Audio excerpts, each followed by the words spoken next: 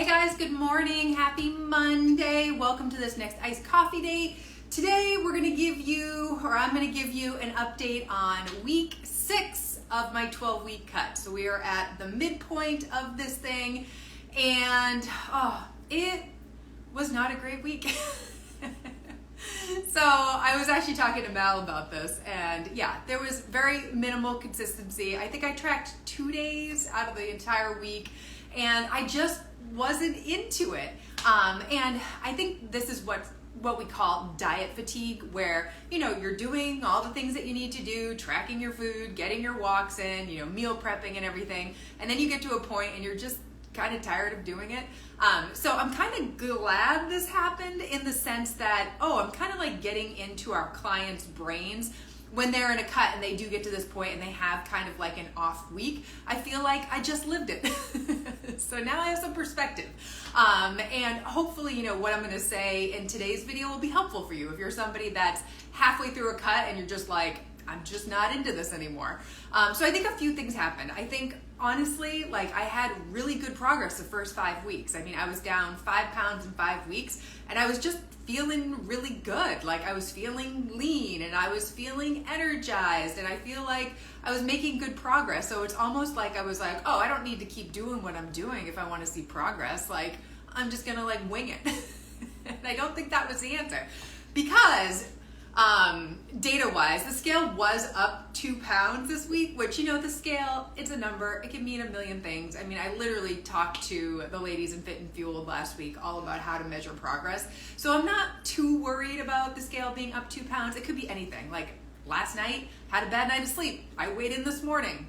Scale could have been up 2 pounds because I had a crappy night of sleep. I also had a really fun weekend with dining out, alcohol, staying up late. So who knows? I don't know what, the scale could be up for a million reasons, but I think it was also kind of like a reality check of if you want good results, you need to do what you need to do. So, you can't expect A+ results with C+ effort. And I think I was pretty much doing a little C+ effort last week, as far as, it's not like I was going off the rails. It's just, I wasn't paying attention. I was trying to get protein in, but I have no idea, if I hit my protein goal. Maybe those 2 days that I tracked, I did, but I was probably eating way too many peanut butter cups straight out of the fridge without tracking them. So there was little things like that I just don't think I was on track as I could have been.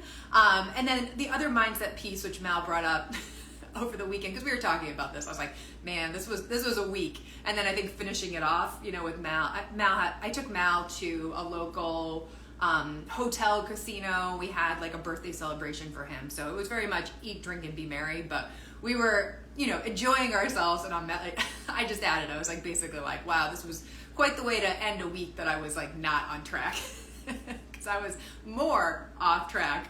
But anyways, we were chatting about this whole week and everything, and he did point out at the beginning of the week I was in a really bad mindset, just because my hip back, it's been 8 weeks. I am still not better. Better big picture, I'm not in pain every second of the day, but I'm still in pain at least half the day, 75% of the day. Standing here, it hurts. So I was kind of giving myself I don't know, I was having a pity party, basically, beginning of the week. So I think that kind of spiraled into not giving a shit about my diet. And then of course it just kind of continued throughout the week. So anyways, I don't know. I think now with the hip back stuff, I'm at a point where there is a better mindset, in the sense that focus on what you can do, you know what I mean? Instead of focusing on all the stuff that you can't do. And that has been really helpful. I went to CrossFit last week. I've been working out at Magnitude. I went to B-Tone, just trying some different things and figuring out what I can actually do and what's not going to hurt it. And I went to B-Tone on Friday, and there was probably 2 things that hurt my hip. Everything else was fine. So I was like, all right, this is something that might actually work for me in the meantime, until I can get back to CrossFit and heavy lifting and all that.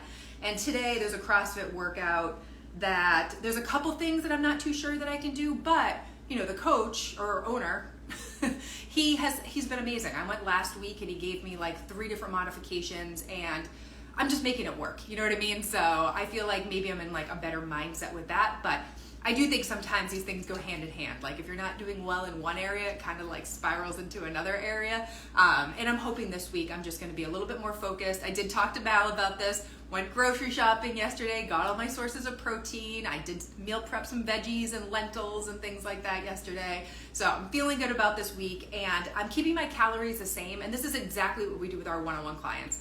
If they are not consistent for the week, we don't change their macros. We're not going to drop their macros if they haven't done what they needed to do at the macros that we gave them. So same goes for me. We're not changing the calories. They're going to stay the same.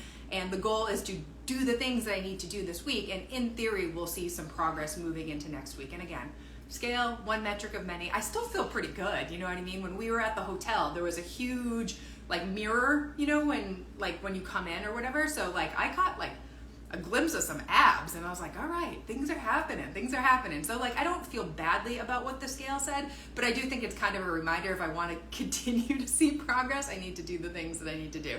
So we're sticking with 2,050 calories to 2,250, and I feel like that's going to be fine. Like I said, I haven't been super duper hungry. It just last week did not care. There was a little bit of diet fatigue setting in, so just getting it together this week.